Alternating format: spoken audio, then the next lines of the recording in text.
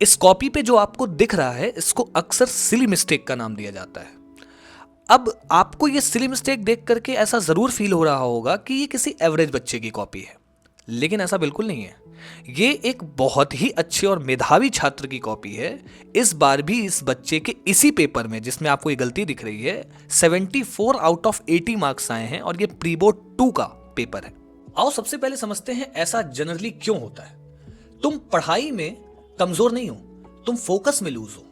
अब इसका एक पहलू यह भी है कि आप जब एग्जाम देने बैठते हैं तो आप कई सारी चीजों को अपने माइंड में लेकर के बैठते हैं।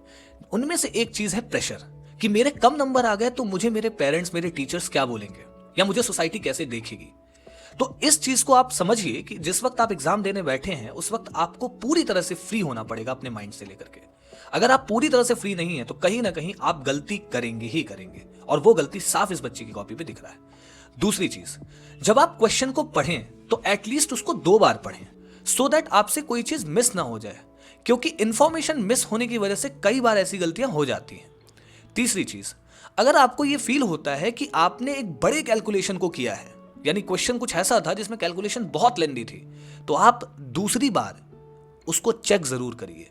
क्योंकि नॉर्मली ऐसा होता है कि जिन बच्चों की कैलकुलेशन थोड़ा वीक है और जिनका बेसिक थोड़ा स्ट्रांग नहीं है, लाइक प्लस माइनस की गलतियां, ऊपर x इज इक्वल टू 2 लिखा था नीचे x इज इक्वल टू 4 लिख दिया, और कुछ ऐसी गलतियां जहां पे x square is equal to 4 को वापस x इज इक्वल टू 4 लिख देना, ये गलतियां नहीं होंगी अगर आप दोबारा चेक करेंगे।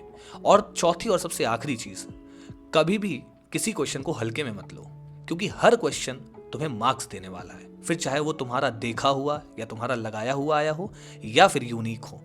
हमेशा हर क्वेश्चन को इक्वल इंपॉर्टेंस दो, फिर चाहे वो 1 मार्कर हो, 2 मार्कर हो, 3 हो, 5 हो या 4 मार्कर हो, क्योंकि एक एक नंबर ही 100 मार्क्स बनाते हैं और तुम्हारा टारगेट तो 100 होगा ना, जो ऐसे बच्चे हैं जो अबव एवरेज हैं और जो बेस्ट कर रहे हैं अपने स्कूल में। इसलिए एक एक नंबर के लिए लड़ो, एक भी नंबर ऐसे मत छोड़ दो, बहुत दुख होता है।